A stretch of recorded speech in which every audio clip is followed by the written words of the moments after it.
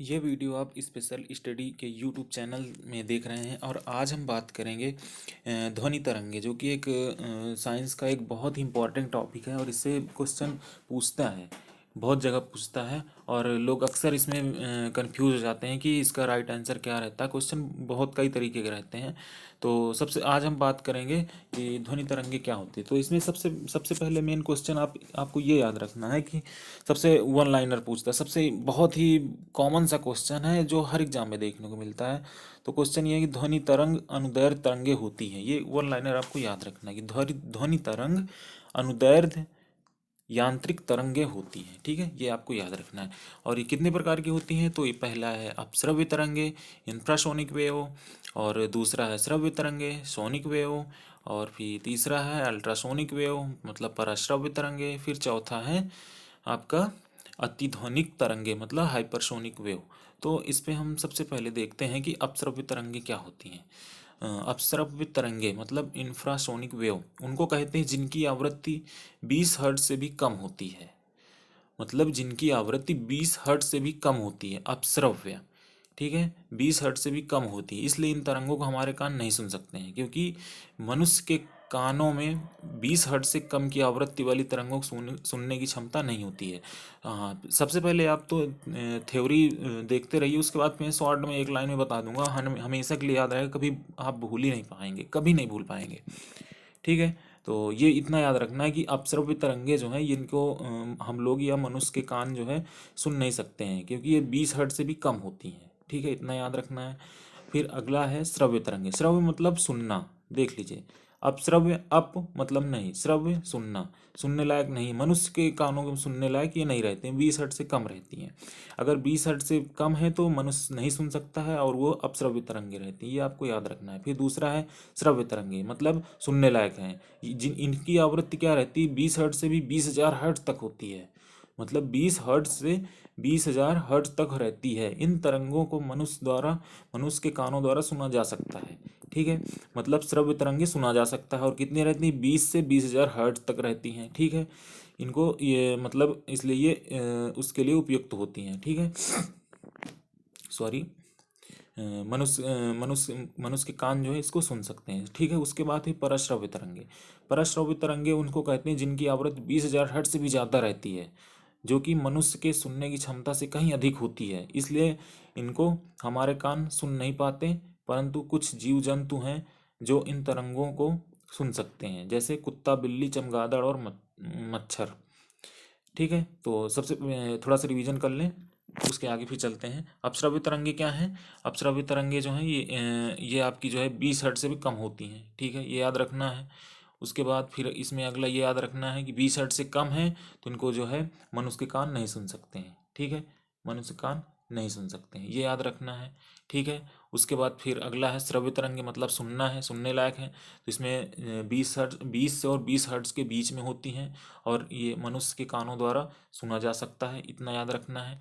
ठीक है, फिर अगला है पराश्रव्य तरंगे। इनकी आवृत्ति जो है ये आपकी 20,000 से भी अधिक होती है, जो कि मनुष्य के सुनने की क्षमता से कहीं अधिक होती है, इसलिए हमारे कान इनको नहीं सुन पाते। परंतु मतलब हमारे कान तो नहीं सुन सकते हैं, लेकिन जैसे कुछ जीव जंतु हैं, कुत्ता हो गया, बिल्ली, चमगादड़, मच्छर, ये सभी सुन लेते हैं। फिर आगे लिखा है चमगादड़ एक ऐसा पक्षी है जो इन तरंगों को सुनने के साथ साथ इन्हें उत्पन्न भी कर सकता है। ठीक है, ये आपको याद रखना है, बहुत इंपॉर्टेंट क्वेश्चन है, बहुत जगह मिलेगा आपको कि कौन सा ऐसा पक्षी है जो ध्वनि तरंगे उत्पन्न उत्पन्न भी करता है। ठीक है, तो वो आपका हो जाएगा आंसर ये चमगादड़। ठीक है, ये आपको याद रखना है, ये इंपॉर्टेंट क्वेश्चन है, ये अक्सर क्वेश्चन एग्जामों में देखने को मिलता है ये। ठीक है, तो उसके बाद फिर हाँ, फिर उसके बाद ये जो आपका ये पराश्रव्य तरंगे हैं, इसके कुछ उपयोग देख लीजिए कि कहाँ कहाँ और भी इसका उपयोग होता है। तो सबसे ये पहला है समुद्र की गहराई का पता लगाने में इनका प्रयोग किया जाता है। समुद्र की गहराई का पता लगाने में इनका प्रयोग किया जाता है, याद रखना है। उसके बाद फिर अगला है कीमती सामान जैसे गाड़ियों के कल पुर्जे और कपड़ों को साफ करने के लिए किया जाता है। ठीक है। फिर तीसरा है मनुष्य के मस्तिष्क में ट्यूमर नामक बीमारी का पता लगाने एवं गठिया के इलाज के लिए भी इन तरंगों का उपयोग किया जाता है। ये बहुत इंपॉर्टेंट क्वेश्चन है। ये थर्ड वाला पॉइंट ये बहुत इंपॉर्टेंट है। ठीक है, इसको आप स्टार डबल स्टार बना लीजिए। ठीक है, बहुत इंपॉर्टेंट है ये कई एग्जामों में बिल्कुल देखने को मिला है, और खासकर यहाँ पे ये देखने को मिला गठिया और ये ट्यूमर। ठीक है, ये देखने को मिला है कि ये डायरेक्ट जो सी ऑप्शन है डायरेक्ट आपके उसमें क्वेश्चन में मिलता है। ठीक है, ये आपको याद रखना है कि मनुष्य के मस्तिष्क में ट्यूमर नामक बीमारी का पता लगाने, ठीक है, गठिया के इलाज के लिए भी इन तरंगों का उपयोग किया जाता है। ठीक है, कौन सी पराश्रव्य तरंगे। उसके बाद अगला है कल कारखानों की कालिक साफ करने के लिए भी इनका प्रयोग किया जाता है। ठीक है, कारखानों में जो कालिक रहती है उसकी साफ सफाई के लिए भी इनका प्रयोग किया जाता है। फिर अगला है दूध में मौजूद हानिकारक कीटाणुओं को ख़त्म करने में भी इनका प्रयोग किया जाता है। मतलब दूध में किसी प्रकार का कोई भी कीटाणु या जो भी रहते हैं उनको ख़त्म करने के लिए भी इसका उपयोग किया जाता है। ये आपका ये ई नंबर और सी नंबर और ए नंबर ये बहुत इंपॉर्टेंट, ये बहुत क्वेश्चन रिपीट हुए हैं तो ये आपको याद रखना है।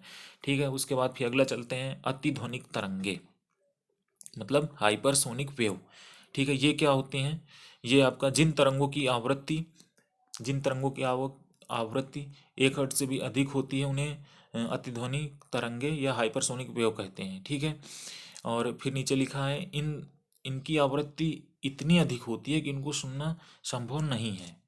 ठीक है, तो ये हाइपर से आपको समझ में आ जाना चाहिए कि हाइपर मतलब बहुत ज़्यादा। ठीक है, बहुत ज़्यादा मतलब कि इनको जो है हमारे कान बिल्कुल भी नहीं सुन सकते हैं।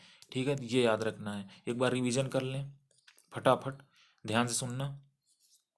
अपश्रव्य तरंगे जिसमें 20 हर्ट्ज से भी कम होती हैं जिनकी आवृत्ति।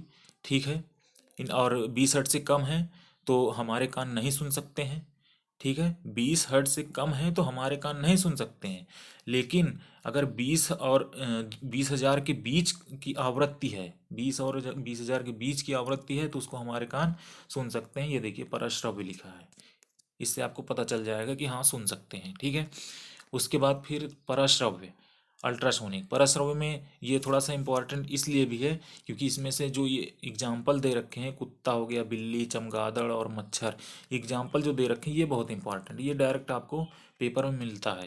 ये डायरेक्ट एग्जाम्पल आपको दिया ही रहेगा कि निम्नलिखित में से कौन से पक्षी है जो मतलब आवृत्ति जो है ये सुन सकता है। ठीक है, तो ये आपका, और ये चमगादड़ से तो बहुत क्वेश्चन ये कई बार आया है। ठीक है, तो ये सभी आपको याद रखना, चमगादड़ के साथ साथ कुत्ता, बिल्ली और मच्छर, ये सभी को ये याद रखना है। ठीक है, तो परश्रव्य में हो गया 20 हज़ार से भी ज़्यादा आवृत्ति होती है जो कि मनुष्य के सुनने की क्षमता से कहीं अधिक होती है। ठीक है, तो ये आपको याद रखना है। उसके बाद फिर आपको ये ए नंबर सी नंबर और ई, ये आपको तीनों याद रखना है, ये बहुत इंपॉर्टेंट है। ठीक है, तो आज के वीडियो में बस इतना ही, मिलते हैं अगले वीडियो में किसी बहुत ही महत्वपूर्ण टॉपिक के साथ। तब तक के लिए अपना ख्याल रखिए और पढ़ाई करते रहिए। बहुत बहुत धन्यवाद।